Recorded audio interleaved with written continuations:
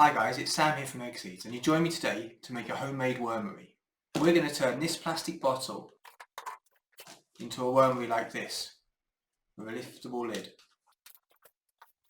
If you don't fancy getting crafty and making your own liftable lid wormery, what you could do, get yourself a kit. This one's called Wormweld, and when it's built, it looks something like this, and you can see it's only thin, but you can see from both sides how your worms are doing. It doesn't hold as much content, so the worms will only be happy in there for a certain period of time. And if you find you've got too many worms, then all you can do is just move them onto a bigger home like the one we're building today, or put them back outside in the veg garden or in around your flowers, because those worms are really going to help the ground. So let's have a think. Why do we even want a wormery? What do worms do? In the Wormweld booklet, it classifies the 4 different types of worms. You've got your composting worms, your surface-dwelling worms, your sublayer worms, and your subsoil worms. Now these ones will shoot up from the ground to the surface and go back down and spend most of life underneath. The ones we're interested in a wormery are the surface and the composting worms. Now you might have got an idea from that booklet that worms play an important part in the soil. So those that bury or burrow from the depths to the surface or the surface downwards will be creating these beautiful little tunnels. Now those tunnels aid drainage of the soil so the grounds don't flood as much. It also means that that worm is eating the soil on its way up and excreting it at the other end. Now that's going to mix all kinds of gut bacteria in with it, and that's going to help the life of that soil. What we also know is worms are going to help break up that big matter on the surface, bring those nutrients down into the subsoil and the soil layers, which are going to be in the forms in which other microbes, bacteria, fungi, insects, all are going to be able to feed off of that material. And also the plants are going to be able to have material and nutrients available in the form in which will benefit them and encourage a really good soil life. In the absence of worms, it's a bit of a worry that that soil is not in a good condition and not stable or sustainable if any disasters or extremes were to happen. Sometimes if you go into a field which is heavily ploughed or heavily grown in and also has the use of high levels of chemical fertilizers, you might find that the soil life, the microbes, the fungi, the bacteria, the worms, all the other insects are a lot lower in number, which also means that the soil is less able to buffer or sustain life beyond the input of humans. So in a way it just becomes a substrate in which the roots are going down in and not something that nourishes that plant. So back to our wormery. Before we start, we should probably look at some resources which are really going to help us. So there's a really good book here. What you've got is from opalexplorednature.org, and it's a guide to soil and earthworm survey. Within the booklet came a bag of goodies for testing pH with a magnifying glass, and also a field guide. So within the soil and earthworm survey, the survey starts by asking you where you're going to explore, what kind of weather you might be in, what is covering or not covering the soil. It tells you how to mark out and dig your test patch. And then it tells you how to count the worms and whether they're going to be babies or adults. It's going to ask you to test the soil types. You're going to do a pH test. We're going to look at what makes up that soil, how much clay, how much sand, how much silt might be in it. And then we'll be looking at sort of the pH and the other factors within that soil that you can do with the chemical tests. It gives you a little chart to record it on. So that's a fun extra activity you can do whilst you're going out looking for worms, because obviously to make a wormery you need to have worms that are going to live in it. Now you might have bought these online, you might have gone to the fishing tackle shop when they open again, or you might have gone outside and had to go digging them up or finding them yourselves. I'll give you some clues about that in a minute. So within it as well, it does give you a field guide to earthworms. It gives you an identification guide. So what you can see on the identification guide is it's telling you about what an adult worm looks like and what features you might find on it. And that saddle is one of the key features that will tell you it's an adult. And then you've got the different types. It gives you a key about how to follow. It gives you what kind of worm you've got, which could be quite fascinating. If you know it's on page 1, you might find it has to go onto the back page. And if it's not one of these kinds of worms, it takes you into the center pages. Also, there's a ruler at the bottom, which is really handy. And it's a really good way of helping you identify what kind of worm you've got. But for a wormery, what we're particularly interested in is these worms here. So you'll see in the close-up, what we've got is the composting worms. We've got the ones which have stripes in their body, or also known as tiger worms. And we've also got the brandling worms, which are less stripy, but are a similar sort of size and similar sort of colour. I'll show you an example of these worms right now.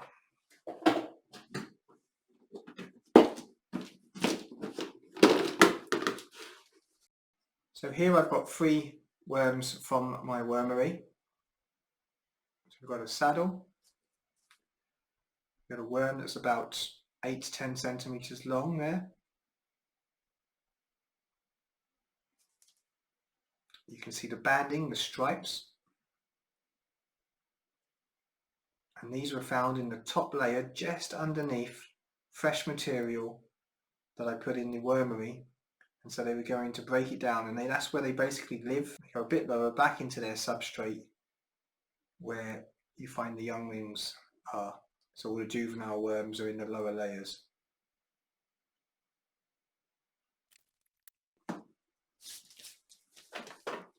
So when we're going outside to look for our worms, the places you might think of doing it will be under rocks, under pots, underneath any compost material that you might have, or you might have underneath like rose bushes or around shrubs. You might have leaves or grass clippings around them.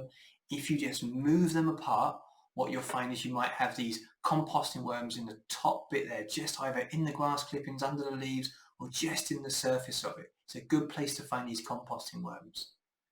A not very good place might be if you were digging up your lawn. So if you dug a hole in your lawn, one, you might make the person upset who built the lawn, but equally you're more likely to dig down and find big earthworms that are coming up. Those are interesting and great for the soil structure, but are not so good for making a wormery or composting that material down into the soil in a fast way. They are fantastic worms, but not right for what we're doing. So what we really want to do is go looking around plants, shrubs, underneath pots, underneath bags that have been out there for a while. Anything that covers the ground, protects it from the sun, so that allow moisture to be underneath, might be a space in which you find those worms. A good way to prepare for this might be to go and put out a few big bits of wood and give it a good water underneath it or around it, and leave them out there for a few days. And then when you come back, you might find all kinds of creatures have moved in underneath that moist, wet wood. Such, it might be slugs, there might be snails, there might be millipedes, there might be earwigs, there might be wood lice, but there's a good chance you'll also find a few worms as well. Bear in mind, these worms are sensitive to the light, so as soon as you lift it up, they will start trying to go back under cover. So you're going to need something with you that will enable you to dig a little bit into that surface, trying not to damage the worm, because contrary to belief, if you cut a worm in half, you don't end up with 2 worms. Now, some worms can repair after a little bit of damage, but generally, if you cut a worm in half, what you're going to end up with is a dead worm. So we try not to damage any worms in the process of digging. So dig away from them and towards them, lift up that ground, break it up, but be gentle, and I'm sure you can go out and find a good amount of worms. And you need a bucket or a container to put them in that doesn't have too many holes, preferably one with a lid if you're going to be using them again quite quickly. And if you're going to be storing them for a while, you want one with holes in it, small enough that air can get in and that the worms can't get out. As I said, if you don't have worms or you don't have access to a garden and you still want a wormery, you can order them from online retailers. There are plenty of people who breed worms. You might wonder why they do it. They're used in agriculture, and they're also used for fishing as live bait. And gardeners sometimes add these back into their gardens if they're trying to improve their soil structure or their compost heaps. So you will find that brangling worms or tiger worms are available to buy. say when the fishing tackle shops open again, you'll also be able to buy them from the fishing tackle shops. So we now know about the different types of worms. We know how to identify a tiger or brandling worm that we need and where we might be able to find them or buy them if we need to. But now we've got to consider, if we're going to make a wormery, what are the things we're going to need to gather? So first we're going to need a structure. Now I've told you we want to make a structure like this. So I've got myself a 5 litre plastic bottle. This will have water in it. I'm going to use that. But equally, I could use a couple of other containers.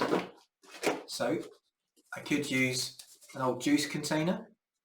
Now this will make a smaller wormery and the worms will be happy and content in there until they bred too many numbers, and in that case you're going to need a bigger home.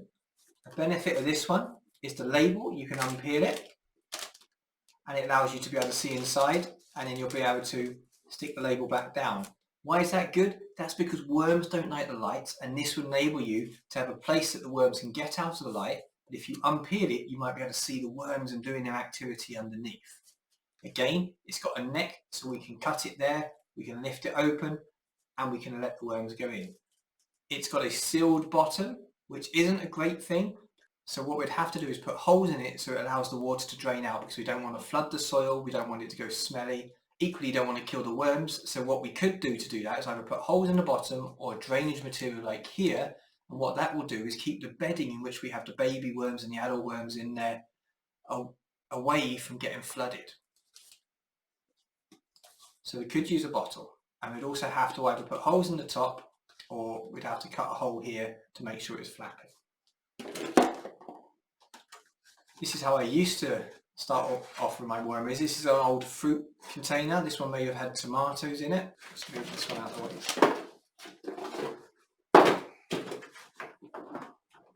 So this one you can see has got holes in the bottom. It's also got holes in the side. You can see all the way around it.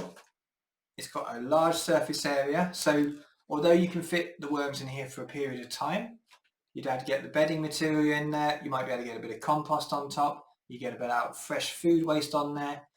It'd be an okay way of starting off breeding some worms. It wouldn't be particularly good visually because there's not much height to it, so you wouldn't be able to get much material in there. But it is a great starter if you don't have another container. And the holes do mean that it won't get flooded. You could even put a lid on the top there to keep out extra rain. However, you've got the holes in the side to allow airflow in. Another container could be an old yogurt pot. This one, I cut a hole in the lid because there's no other air holes for this. I just put a bit of cotton wool in there to stop anything like flies and stuff getting in. And within it, you've got a relatively clear surface all the way around, so you could see in there. It's got no holes at the bottom, so you'd either have to put holes in the bottom for drainage, or you'd have to put a bit of drainage material in. Then you need the bedding. And then so you wouldn't have much space for other materials, and you wouldn't have much space therefore for composting material on top as well, which means the worms wouldn't be able to stay in here very long time. So you'd have to then tip them out and start again. But again, it's a good starter for 10. I use these for sprouting my seeds. Or you could use yourself a big container like this. So this is a really useful box. The lid can clip on when I put it tied up. So for these, the benefits are the lids can clip. Within, it's quite hard to show you, but within the lids you've got gaps so air can get in, but moisture and rain can't get in from above.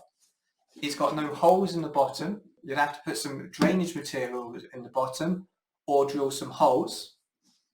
But one of the benefits of something like this is you could have another one on top and another one on top. Now, if you're going to stack these boxes to make a large wormery tower, you're going to have to drill yourself some holes in the top of this lid.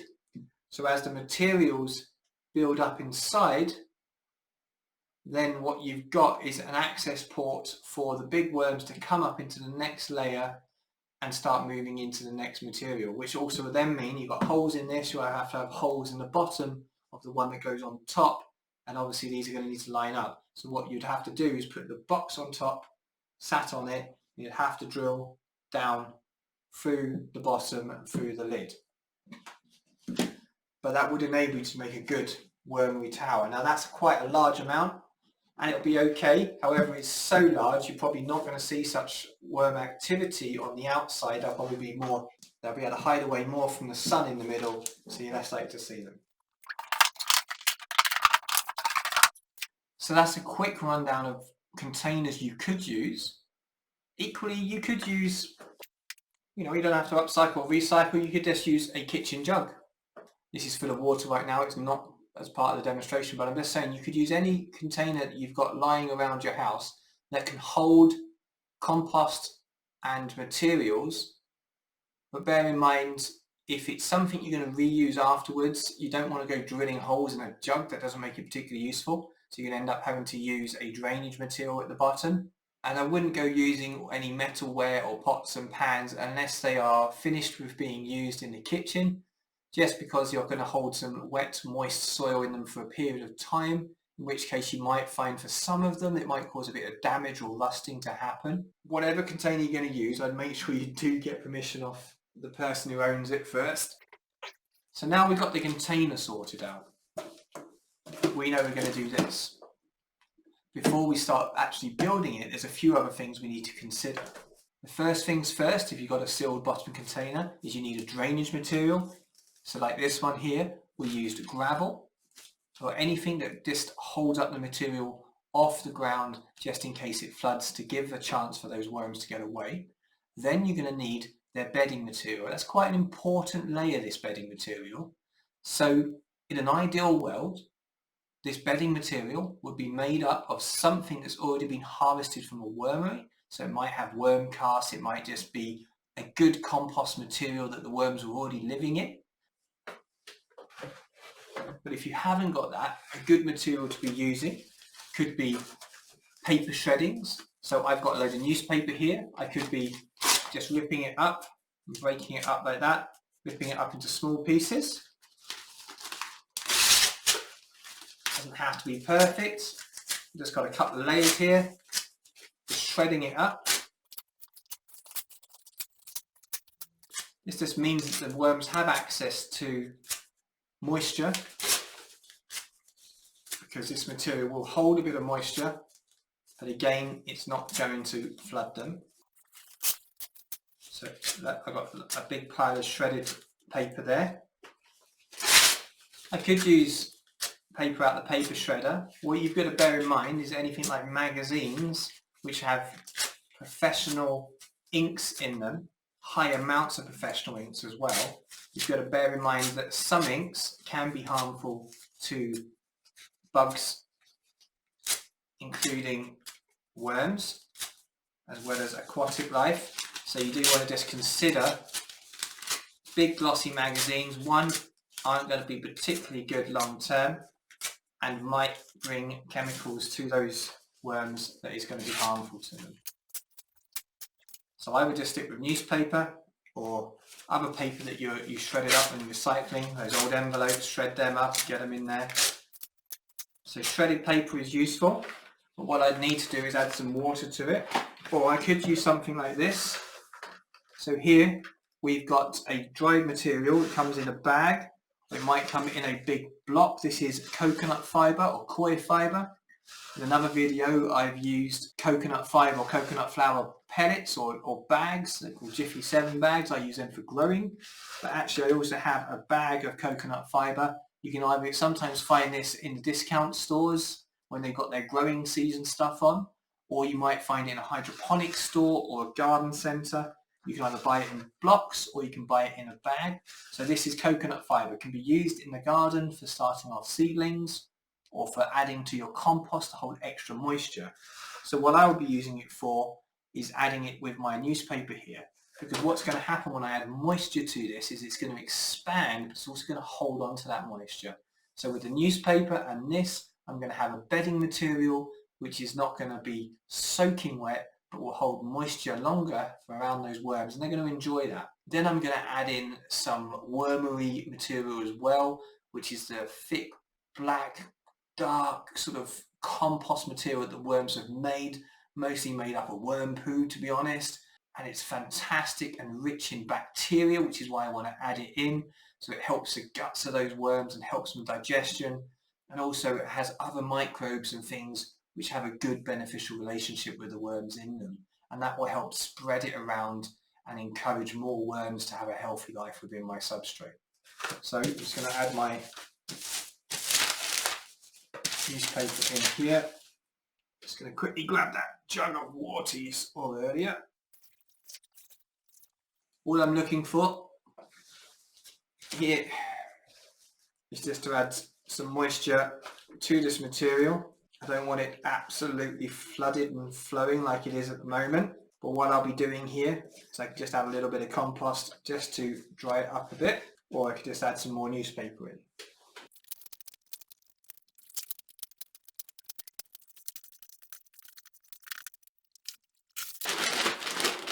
A little bit more of the coconut fibre. So I've got a nice moist amount of material here. I'm not going to add the wormery mix to this yet until we're making the wormery, but we've got the bedding material ready. We're then going to need our worms. They're a very important part of this project.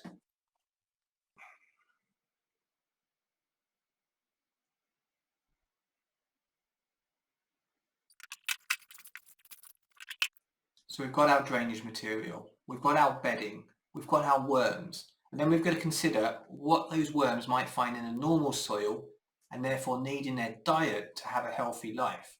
So one of those things will be a form of grit, so we can add in sand. It could be a coarse sand. This has got all different size materials, stones, fine sand, etc. in it. Or we could be adding in a fine sand, and the worms will be able to pass through this and pass through their bodies quite easy. This fine sand actually was play sand, and I picked this up in a supermarket as it's quite a common thing in spring and summer for them to be selling to top up people's sand pits. It only cost me, what, £2, maybe £3 for a large bag of it. I'm only going to need a couple of cupfuls for the wormery. Now, I could use the sand in its current form.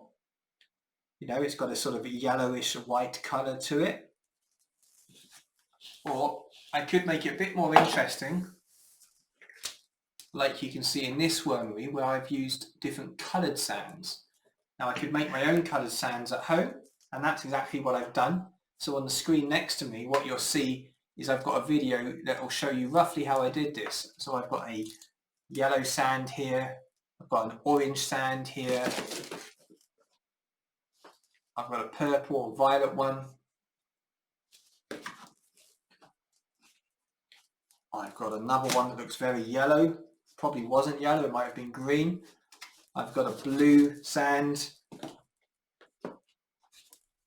I've got a dark blue green sand, I've got myself another sort of a violet coloured sand here as well. And if it's not sand and you want to add a bit of colour, what you could also use is something like this, which I've just used rice. I've added a bit of food colouring to it, and I've shook it around, kept it dry, and the rice has taken up the food colouring. If I don't have rice, I might use something like bulgur wheat. It's slightly larger. Again, it's just to add a little bit of colour, and that will help show you that the worms are travelling through different layers. What I don't want to use is anything like salt, because it's not particularly that pleasant on the worms. But a gritty layer is beneficial for the guts and the digestion of the worms. What I use to make those coloured sands, as you can see on the video next to us, I've used an old printer ink cartridge that I'd put in the box ready for recycling. And what I found is if I took the bung out at the end of it, I added a little bit of moisture in there, I actually found there was enough printer ink left in there to dye in my half a cup of sand. Now, before I did that, I knew I could use it. I went onto my manufacturer's website and checked out whether the printer ink is actually safe for wildlife or what level it's toxic. Now, I know from the HP ink that I had from my old printer that it was absolutely totally safe and it was fine. The pink ink or magenta ink was particularly more safe than the other colours, but the other colours were not going to be toxic to the worms in which my wormery were going to be. I also used food colouring. You can use clothing dye as well if you wish. I had food colouring. Now you might find liquid food colouring or gel food colouring. There's a bit of discussion about which one's going to give you a stronger colour. What I found is advice online wasn't particularly accurate. You're going to have to make your own judgment call with what kind of colouring that you have. For me, the gel food colouring that I had to add quite a few drops of it to get a decent colour in the sand. So when I was using a quarter cup of sand, I need a good 12 drops of that colouring to make a noticeable colour within the sand. But as I went up to half a cup of sand for the larger wormery, what I noticed is I probably doubled that, if not a little bit more again. But I didn't just add it straight into the sand, as you'll see from the video. What I did first was I added it to a tablespoon or two of water, mixed that up, and then I added the sand to the coloured water, and then I stirred it around. I found that this was just a lot easier than trying to get wet sand and then adding a bit of colour and doing it that way. Once the sand is wet and coloured, what you're going to need to do then is you're going to need to make sure it's well stirred, and you're going to need to let it dry. You can dry it naturally. You might want to put it outside, but I wouldn't put it in a good sunny spot because that will change and bleach some of the colour out of the sand and the food colouring. Leave it in a shadowy spot where the wind might be blowing over across of it. That will dry out the sand quicker. Or what you could be doing is you could put it in the oven on the lowest setting that you've got for the oven for about 5 to 10 minutes. You want to keep checking on it because what you don't want to do is over dry it and form a massive crisp layer of really dry sand on top, because it can be very hard to crumble that back in. I did that on my first attempt, and I had to add a little bit of water to it and then crumble that back in and let it dry off again. If you've got a dehydrator, then what you want to do is put out a sheet across your shelves, such as greaseproof paper, and then pour the sand onto it, spreading it out nice and thin. Obviously you want a more even surface, so as thin as you can get it across the sheet, and then leave it in there. I did it at the normal temperature I had it set at, which might have been 115 degrees Fahrenheit, but again a low setting for a period of time of 10 to 15 minutes. And all I did was just keep checking on it until it was dry enough for me that it was fine and would pour a little bit more.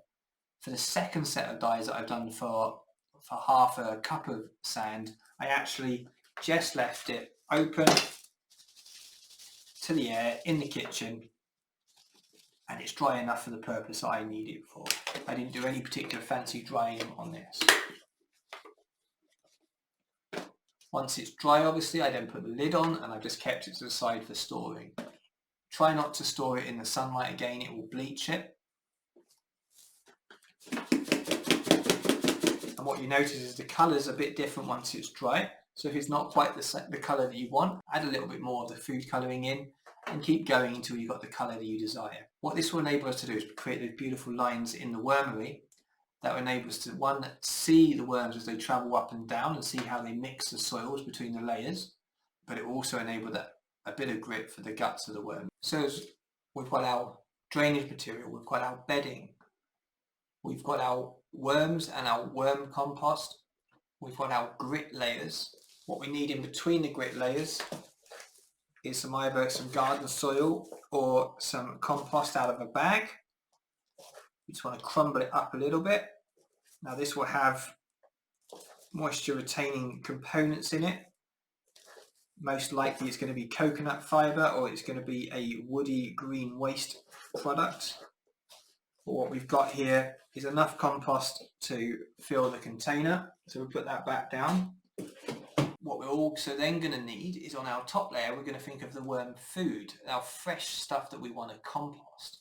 Now when we're thinking of that, we've got different materials. So when we're thinking of worm food, we've got different materials.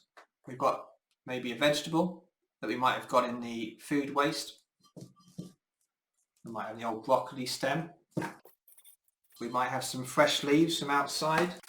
It might be a tea bag that you've got. from the kitchen. Might be some potato peelings, or there might be some fresh grass clippings. Now these are a little bit dry for what I was about to say. Now the fresh grass clippings, the leaves, the fresh vegetables, the tea bags, they're all classed as wet components. And what we've got to bear in mind, those wet components have moisture in them, and now add that moisture into the wormery, whether it's fast or slowly, and that will go into the wormery. So what we don't want to do is add too many wet components, because it will make the wormery too wet and smelly. It will also attract other bugs that come in and feed on them. So if it's too wet and smelly, you'll have a lot more flies and maggots moving in, and generally the worms are not so content. So what you need to do is make sure you mix it with dry material. So here we've got some dry grass that we had from some old grass cuttings. We've got some old petals and dried leaves that we collected from around the bottom of the bush. And we've also got an egg carton that we can rip up because it's a nice dry material and it'll help take some of that moisture away. So rough rule is 50% wet, 50% dry, and you're not really going to go wrong. If you find it's too smelly and too wet, add a bit of dry. If you find it's too dry, you can either add a little bit of moisture with a bit of watering, not too much, or you can add a bit of wet material, whether it's a bit of a potato or cut open a tomato. The other rule you're going to have with your green waste is when you start the wormery off, it's going to take a while for those worms to really start breeding and get in big numbers. So when you think about feeding them, you can't go in placing a full tomato in and expecting it to break down really quickly. You're going to have to expose the soft fleshy areas to the worms. You'd have to chop this up into smaller segments and the worms can get access to it. Because obviously in the soil, in a compost heap, you have a lot of other creatures in there as well that are breaking it down and turning it into smaller materials which the worms would then attack and eat as well. So here we're just focusing on the worms, or you might have slugs and stuff moving in. To break this down to a smaller size for those worms to have access. Again, if you chuck in this massive lump of broccoli, they're not going to have a really good time or be able to break this down very quickly. So unless we break this up and chop this up really small, I would say I wouldn't be adding this in, because if this starts getting moist and starts rotting, it really will smell horrible. Rotting brassicas is never something anybody enjoys. In the tea bag, it's made up of lots of small components and the bag's quite friable anyway, so the worms will have no trouble with dealing with this. The wet leaves, again, if they're really big, I'll just rip them up, but they're not going to have too much trouble with this. Potato peelings, as long as they're not too big, they won't have too much trouble. The same goes for your dry material. Worms will use it and they will bring it into the depths of it. So what we're going to need to make sure is, again, it's not in massive big clumps, and any big broken leaves or anything like that, we can just crumple it up to make it a little bit easier. So we'll leave that to one side, our dry material, our wet material. We've got our coloured sand just here. We've got our compost. We've got our bottle. We've got our bedding. We've got our worms.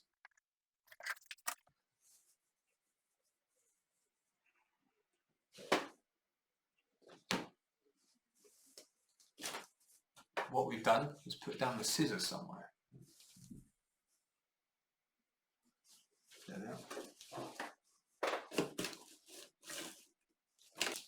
So I'm running through this. I'll put up on the other screen what it looks like in the finished product, and you can have a go at seeing if you can spot the worms that are moving around it. So first of all, I want to create a lid. So on this one you can see I've got it hinging on the top. So what I've done there, these have lines in it, but what I'm going to do, just as it gets a bit thinner, I take my scissors through the plastic. Got my two parts here. What I'm going to need to do is make them safe from the sharp edges. So I've got myself some gaffer tape. You don't just have to use gaffer tape, you could use electrical tape. It's a lot more colourful and it will enable you to do different effects. So what you notice there, as I said, I did it really badly on the lid, is because what you've got to focus on is making sure that most of the tape is on the outside and you've got just a little bit going over and folding on the inside. That will mean you won't see the back side of the tape and it will look a little bit neater when you've finished. So now I need to think about later on I'm going to reattach the lid. For now I don't want it on there, but I'll use another bit of gaffer tape on one side and that will act as a hinge. I might even put another bit on the inside as well, just to reinforce it. I'll put the lid to one side for now. So first things first, for mine I'm going to put some drainage holes in the bottom. So to do that, I get my sharp scissors, I'll turn it upside down. I can either put them on the bottom here, but what you'll notice is this will be sat on a flat surface, so the water might not get through. There's a dimple in this bottle, so I could put it in here and that will allow the water to seep out, or I could put it on the outside. Some people might want to collect the fluid that's coming out of the wormery because it might have good bacteria and good enzymes and other products in it which will be good for feeding the garden, in which case you might want to make a hole that dribbles into a little pot off the side, or put it on a saucer and then tip the saucer in. So I'm going to put some holes at the bottom, just going to poke the scissors through. I've got my holes in the bottom. Now I need my bedding mix, so I've got my moist paper and coconut fibre. So all I'm really looking for here is up to say 2.5 centimetres thick of bedding. So I'm just going to add in some worm mix. What I've got in the bottom you can't see, but there's loads of little tiny baby worms.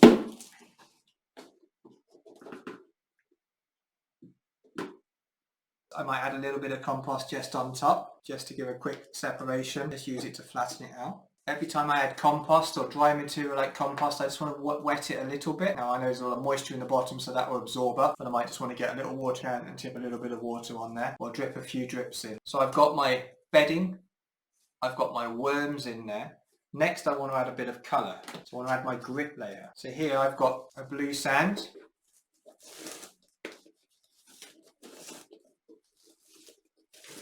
Next I'm going to add in another layer of compost. Now how thick and what shape these composts add is up to you.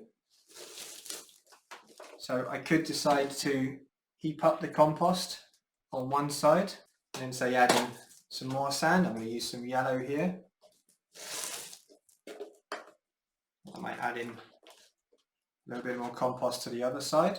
I might want to add in another colour. So I've got a nice red here. So they don't all have to be flat layers. Then I'll add a bit more compost just on top of that. Let's bring this up to the top. I might add in another colour that I haven't used yet. What have I got? I might use a bit of coarse green. A little bit more compost.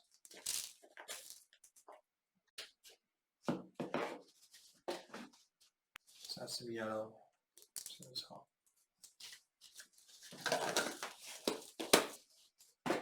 Now just a little bit more compost just to cover over that sand, and now I've got myself my sand layers showing. So now what we need to do on top of this, we need to add in some of our moist material. So our tea bag, we don't want to add too much because we haven't got many worms in there. I'm going to break up this tomato, ripping it into smaller segments. So I'm not going to chop this up and put that in, I'm going to leave that out. I'm going to add some potato peelings in there as well. And I'm going to get my dry material and I'm going to add it in over top. So it's part of it. And for most people what's then particularly good is to put something like a bit of newspaper or kitchen towel over top and have a nice moist surface just protecting it. And I'll just add another little bit of moisture.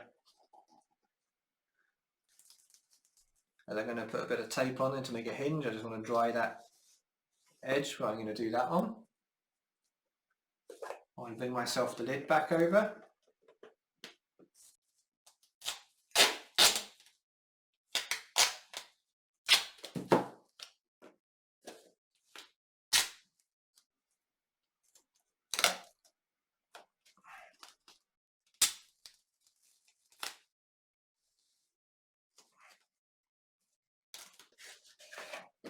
Got that stuck on the inside. I'm going to put a bit on the outside. It starts at the top of the tape, one on the inside. So now I've got myself a lid. But that is my homemade wormery. Now to finish this off, there is one more step. Now those worms, as I mentioned a few times, don't like sunlight. So if you want them to come more to the edges and to be able to see them, it's a good idea that you wrap the wormery in something that you can take on and off. So potentially find something you like.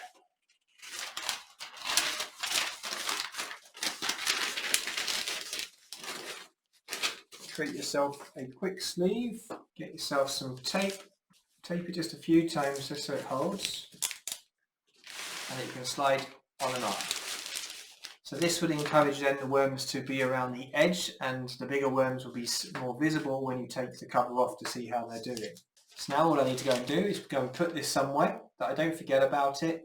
And every couple of days, just check on the top, make sure it's still moist, and then when they've eaten through all of that material, add in a little bit more. So I'll put that to one side, and then I will think about clearing up. But first, I think I'll have a cup of tea, and then I'll give it a go.